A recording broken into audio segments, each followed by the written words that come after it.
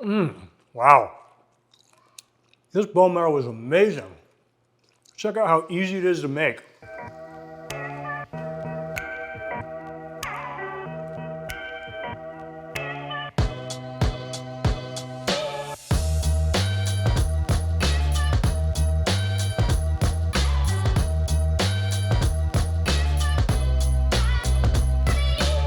If you don't know by now, bone marrow tastes exactly like meat butter and makes any meat or even lean meat taste amazing if it's put on top of it. A lot of people put it on bread, but I love to put it on lean meat and let the liquid soak up in any carbohydrate that is featured in a meal. You can get them cut lengthwise, you can get them cut widthwise. Normally when you buy them, you'll find them cut widthwise. But if you get them cut lengthwise, they photograph better, and if you ask me, they kind of taste better. One of the most important things when you're selecting a bone is to get it from a healthy cow, because a lot of the toxins will aggregate in the bones. Usually that means I am getting the bones from a organic grass-fed cow. Unfortunately, at Whole Foods, these bones are most likely not from an organic grass-fed cow, but they look so delicious. They are so easy to prep. I will show you how, and I will show you how you can make some amazing bone broth.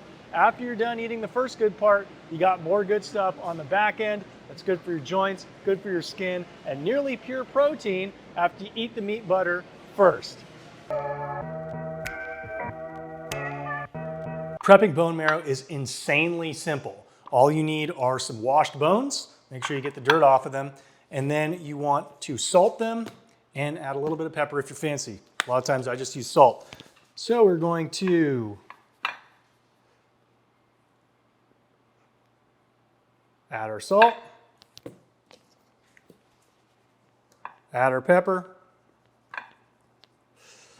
And then because these are defrosted, we will bake them for about 20 minutes at 425. If they were frozen, we would bake them for about 25 minutes at 425.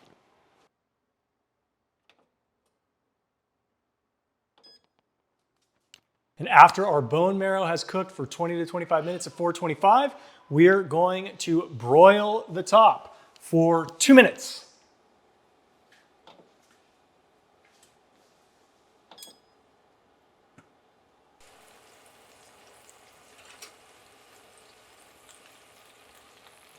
And now they are ready to be served. And so we are going to take the baguette, untoasted, and we're going to throw it in the toaster oven for 8 minutes or so, 400 degrees. After the baguette's cooked for about 7 to 10 minutes, it is golden brown. We're going to take it out and we're going to slice it into round slices like such.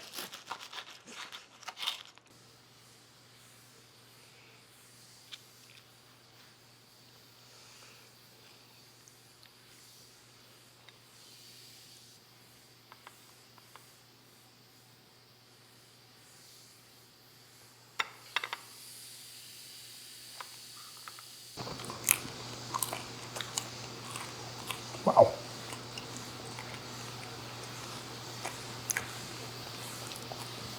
And one of the coolest parts about eating bone marrow isn't just that you get to eat meat butter essentially out of a bone. It's that when you're done, you can use your bones, you can throw them in a pot, and you can make some protein-rich, highly nutritious bone broth, and it's super easy. All you gotta do is fill your pot with water.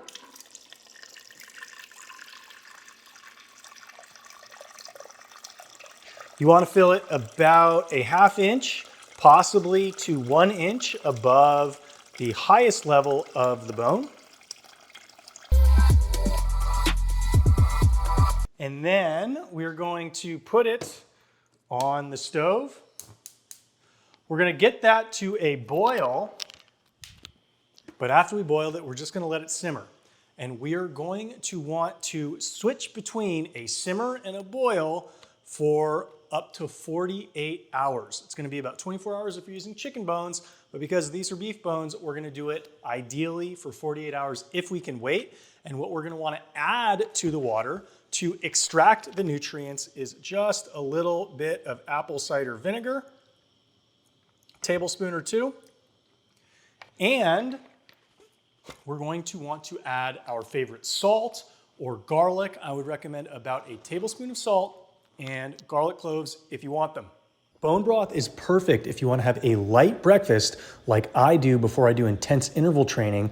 Ideally, I like to mix it with a little bit of caffeine like you see here because coffee, water, and bone broth is the aristocrat's breakfast.